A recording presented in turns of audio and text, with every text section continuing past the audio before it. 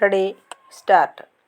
Now, sir, so far as the state's reorganization commission was concerned, it was stated that as far as possible, there ought to be no statutory safeguards as such, except to the minimum extent, and whatever it has stated has been accepted.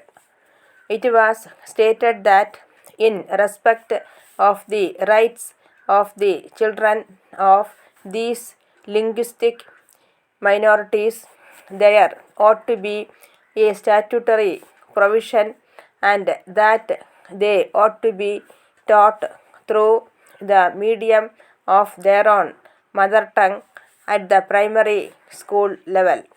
Now that has been accepted, as the House will find a new provision has been made in the bill. So far as the secondary education stage is concerned, and so far as the other questions are concerned. The other questions are many, as for example, to what extent there should be the language of a minority as a medium of examination in middle schools and in colleges, or whether it should also be a medium of administration in government offices.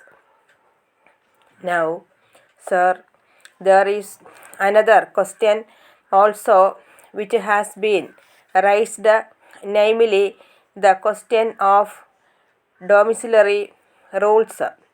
There are certain states where certain rules are made according to which it may be difficult for the non-residents in that area to acquire certain rights. In some cases, very long periods have been laid down.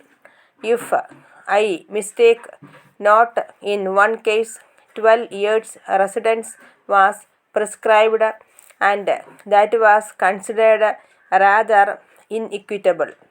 As you are aware, sir, in this respect, the Constitution has stated that if, for example, there are any such rules which had the force of law at the time when the Constitution was inaugurated, then they would continue to have the force of law until Parliament makes a law in that respect.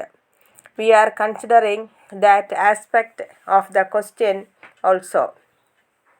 Then, sir, the important question that has to be noted is that if we have a common citizenship, then the question arises whether it would be open, or it ought to be open to the various state governments to lay down certain rules which are likely to be complained of as discriminatory provisions so far as the acquisition of property is concerned, or so far as the admission to government services is concerned.